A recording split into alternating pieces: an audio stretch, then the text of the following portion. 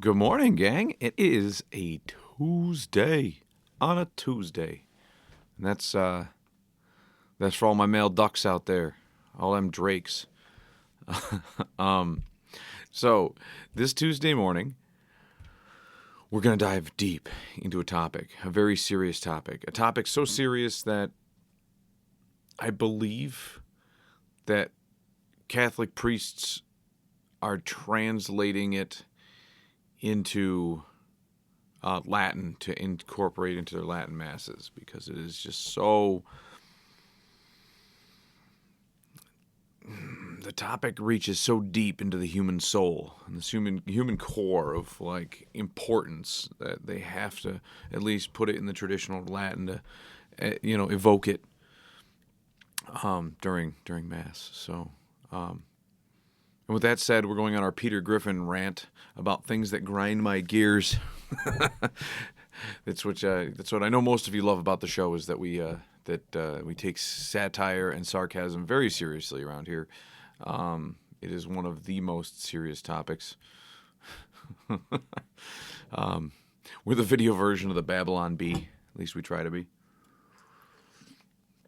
With lower ratings, of course. Obviously, the Babylon Bee does an amazing job of coming up with great, catchy, satirical headlines. So have you been to the fuel pump and the stupid clip is gone?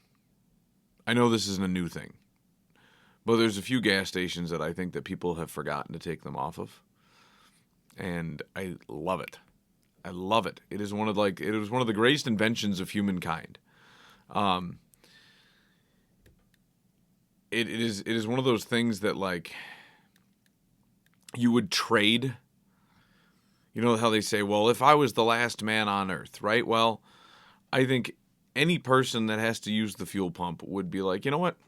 Even if this was so flawed that it made me become the last person on earth because all the gas pumps, incinerated the rest of the world, it would be worth it. It would be worth it. Because the fuel, the clip on the fuel pump is just, it is a matter of convenience. I don't know how many of you out there, I even asked Grok, hey Grok, why have they gotten rid of them? Why would you take the greatest invention known to man and just remove it? Like, they all come from the manufacturer with it on there. It's like, hey, can I have one of those clips? Oh, and yeah, give me a gas pump handle to put on it, to put it on. They all come from the factory with the greatest invention. They're like, oh, I want the greatest invention, yes, and I'll take that gas pump handle. Mm-hmm. Yep, and that's exactly what happens. And they order all these, and they say, you know what, I have a fuel pump. Let me add a greatest invention to it. And then they get there, and state and local, and I don't even think it's local, I think it's state and federal, I don't even know if it's federal. Based on this, it's saying local municipalities can have them removed. Based on state fire codes, they can be removed. It's also up to the operator of the fuel pump and their own policies, and plus they have to take into fire safety and liability concerns. That's why they've been removed. Gas stations and regulatory bodies have observed that the clips encourage unattended fueling. I live in Western New York. We have more frostbite up here than they do in Southern Florida, Southern California, right? As you can imagine, have you ever been out to the pump and it is like the wind is whipping and it's like wind, real feel of -20? Well, guess what? What do you think happens when, like, they give you a handle hole with the trigger guard in there, barely enough to get your fingers in without gloves on. So now you have to step out of your vehicle. You have to put, you have to do your normal thing, but then you got to take your glove off to get the handle of the pump, and then you got to hold it the whole freaking time, which I know doesn't sound like a manly thing to bitch about, but why would you take such a great invention and say, okay, look, I can use these two fingers to squeeze it, slide the clip in with the finger from the other side, and leave it, and then I can sit there and slide my glove back on, and phew, because then the thing's going to pop off on its own. I also see the fuel stations that say, like, no topping off. I've never had an issue. I've never seen a fuel pump fail where in that it doesn't stop pumping. There's like 8 different mechanisms in line with that thing to prevent it from, like, it's like a, the safety, the fail safes on those things. That if one of them fails, like, it sets 9 more off. Like, most building codes only require 1 failsafe. These fuel pumps have like 19 failsafes, plus they have fire suppression in the ceiling that is enough to like chemically kill everyone within a mile radius, so that the spread doesn't, you know what I mean? So it's not like a zombie contagion. I don't know why.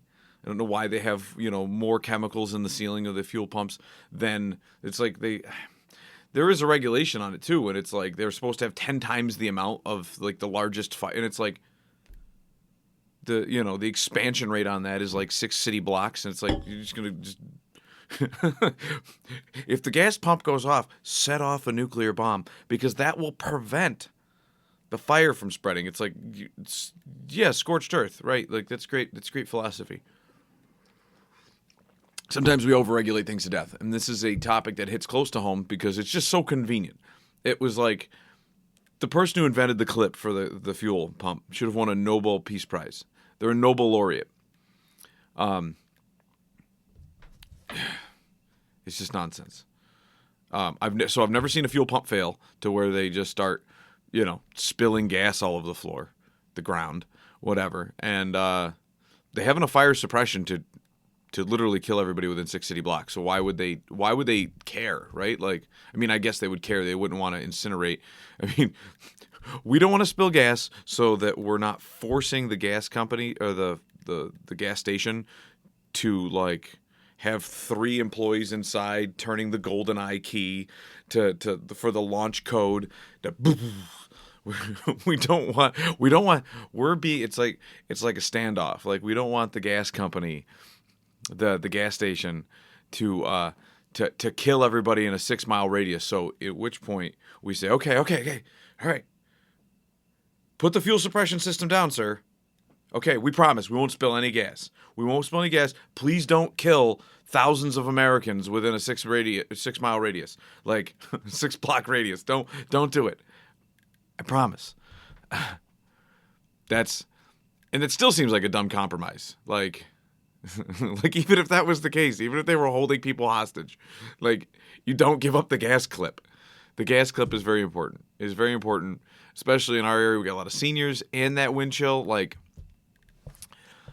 so doing some more research, which this is just a good thing to do research on, right? So, fire codes, laws. So the increase of risk of accidents from gasoline spills, overfills. I don't know what an overfill is. Is that like the part right before gasoline spills? Or even fires caused by static electricity discharge. For example, if the nozzle fails to shut off automatically or is dislodged, the fuel can spill unchecked, creating hazardous situations. Right? Like, well, that doesn't talk about how static electricity is additionally being affected here. And pretty much static electricity is coming at like whenever you're touching the vehicle. So like, whenever you're making that initial touch, they always tell you to touch the car first, right? How many of us really do that though? At which point, then the theory is that when the fumes are rolling out because the gas pump is dispensing, which can happen at any time, it doesn't have to be automatically dispensing. Most people, when you create that static electricity, what is the ratio of you like immediately letting go when you see static electricity? But anyways, by that point, you're already probably on fire. So like, the fact that you're on fire, throwing your hands up in the air as a human blaze, being the torch, you are going to let go of the pump and it will stop discharging. But you got to think that things are already on fire at that point. So why would you like that? Static electricity is a dumb argument to get rid of it. Overfills is a dumb argument because overfills is gasoline. So essentially they're just taking gasoline spills and they're expanding and then tossing in static electricity for no reason. I mean, I'm not blaming Grok. Grok is just finding this nonsense on the internet. Just like you guys found my podcast, he just was like, I just need to listen to some nonsense this morning on my way into work. And it's like, oh, here's Kevin for Tuesday morning. Arrgh. So, another factor, let's see here. For instance, in parts of the U.S. like New York State and Florida, stations have removed clips complying with safety standards to reduce liability and cleanup costs associated with spills. And there's where government overreach is, because you'll have the EPA in there. Like, if you have a truck on the side of the road and it leaks a little gas, not the end of the world for, the 90-year-old man with a 1992, like, Ford F-150 with those really cool, the really cool side mirrors, and the first ever vehicle with a when they started publishing EFI on the back, because electronic fuel ignition was all the rage for the damn kids. Well, anyways, Joe homeowner doesn't have to worry about it. But if you happen to be in like a mail truck, if you happen to be in a garbage truck, if you happen to be in a concrete truck or a semi truck delivering stuff, and there's like, you have a little bit of and the one drop slides down where you would fuel up from, and it hits the ground, that it shouldn't be a big deal. Like, I've watched people, I've never seen a fuel pump like not stop discharging.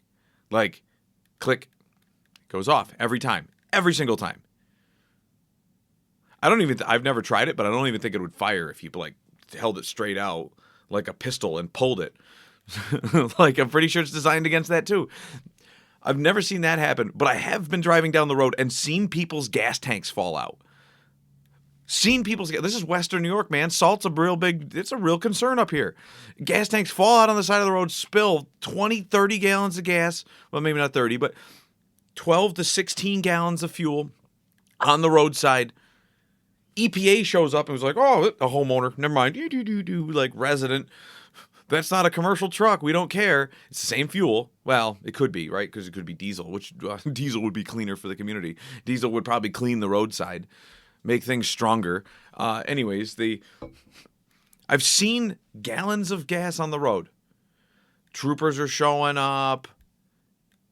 Guy gets a fix-it ticket. Just put your gas tank back in, sir. You're at the fuel pump. Guy's filling up diesel. One little drop touches the earth. SWAT teams swarm from everywhere to get the guy. So that's the reason why.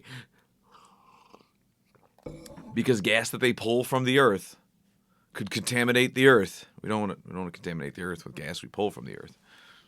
That would be a crisis.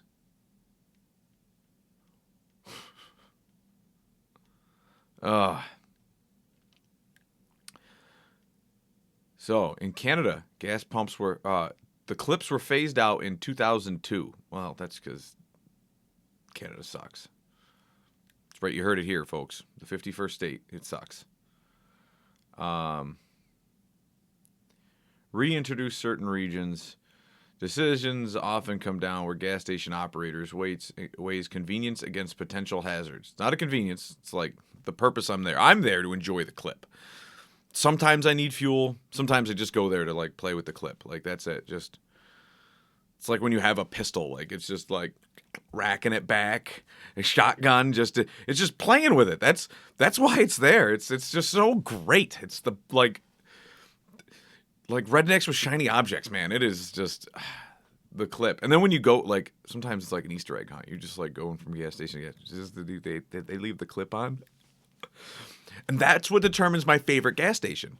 Like, my favorite gas station will be the one that they forgot to take the clip off. I'll drive to Pennsylvania. I'll drive right over the border to Pennsylvania to get fuel. Not because it's cheaper, because they have the freaking clip. That's where it comes down to. It comes down to my rights. My right to have the best invention known to man. The gas clip. Where is this part? So the spills unchecked, creating hazardous situations. Additionally, and so they want to make sure that you are not leaving your fuel pump unattended. Well, you wouldn't be if you were playing with the clip the whole time. So, like, you're just sitting there watching it work. It's like when somebody's really good at their job, like, the clip is awesome. It's so good at its job. You just sit there and stare at it and be like, thank you for not giving me frostbite. You're just pumping my car so great. Like, anyways, They don't want you to go back inside your car or, at worse yet, inside the gas station to go get a gas station burrito. It doesn't say that, but we know what you're going in there for. A cup of coffee and a gas station burrito so you can soil your upholstery. Yes, that's why they're worried. And drivers have been known to drive off with the nozzle still attached, damaging the equipment and potentially causing leaks. Okay. People are also known to drive through gas pumps. Like, have a stroke at the wheel, like, just not paying attention. Their cell phone rings, they look down, next thing you know, they're through the gas station. They're kissing the guy at the front counter with the bumper of their car. Like, those things happen. You don't, like... they have, like, they can only put so many parking bollards around the gas pumps. Because eventually you can't get to it to get your vehicle filled up. You know what you used to do to stop fills? Don't fill up your car. Let every car run bone dry. And then there'll never be a gas spill again. I think that's the point of it. I think they're trying to just eliminate gas in general to the point that you just don't have, that they don't have gas stations. Oh, we'll get these guys. We'll make sure they never fill up their vehicle again. They should go all electric. Not anymore. We're on to you. Just want to let you know we're on to you. You're not going to steal our gas pumps, and we want our clips back. They should create the movie Ransom, but rewritten where Mel Gibson is trying to get the clips back on the gas pump. So I'm glad that you stayed here with me for 16 minutes. And then I had Grok put me a list of things why the fuel pump is important. So I'll read those real quick, and then I'll let you guys go to your day where you can think about how nonsense Kevin is this morning. Convenience for users. The clips have always been a hands-free option to perform tasks while you clean the windshield. Check your phone while keeping your hand stationary on the vehicle to arrest any static electricity generated from using your electronic device. It doesn't say that, but we all know that, right? Like it's programmed into our minds since an early age when they introduced that. Contraceptives and AIDS, right? Like they told us all about those in like the 3rd grade. Like if you're at the gas pump with your mom and dad, touch your car. Touch it. Physical accessibility. So individuals with disabilities, arthritis, or limited hand strength, holding the pump for extended periods of time can be challenging or painful. The clip ensures a safe and healthy and convenient. Non-discriminatory. I'm throwing some of these words in because it's important to point out that we can't discriminate against people with disabilities. The ADA, it might be the route that we get my clips back. Efficiency and speed. We're American. We want that. Pumps look like guns. Guns and speed. Yes. Minimal safety risk. With proper use, it minimizes safety risk if you're not an idiot and walk away. You're not supposed to walk away. You should just send those people to prison. If you send the people to prison who walk away from the gas pump, you would never have these problems. No problems to be had, folks. I'm getting overly excited this morning about my defense of fuel gas pump clips. And I'm glad that I was talking with a friend yesterday about this. And I'm glad that I had that conversation because this led to what I think is one of my best podcasts yet. I went on a Kevin rant, sober, at 6 o'clock in the morning about gas clips. And it's just it's an wholesome American thing to do, to utilize your free speech to bitch about whatever you want. And I hope this one goes viral. I hope they have an act of Congress to bring back the clips. Make clips legal again.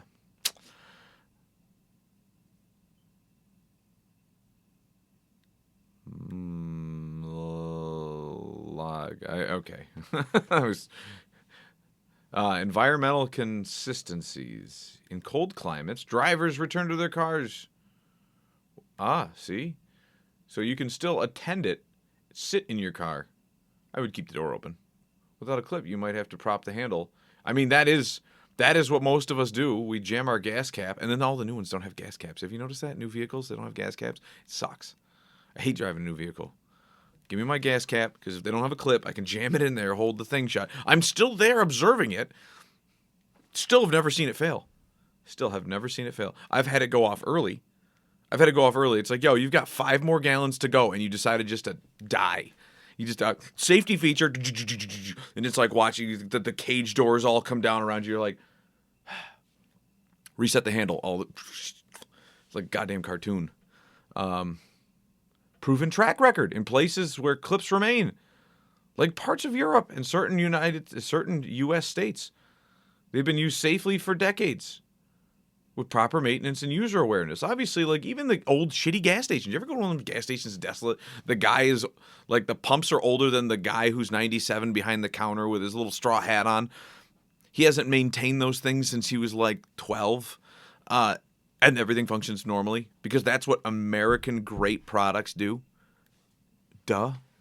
So, well, gang, I'm glad that you joined me for this. I hope that added to what we had yesterday with your Motivational Monday to just kind of just listen to this rant and just pump yourself up through the rest of the week. So we appreciate you joining us. Thanks, guys. We'll see you tomorrow. Life22 signing out.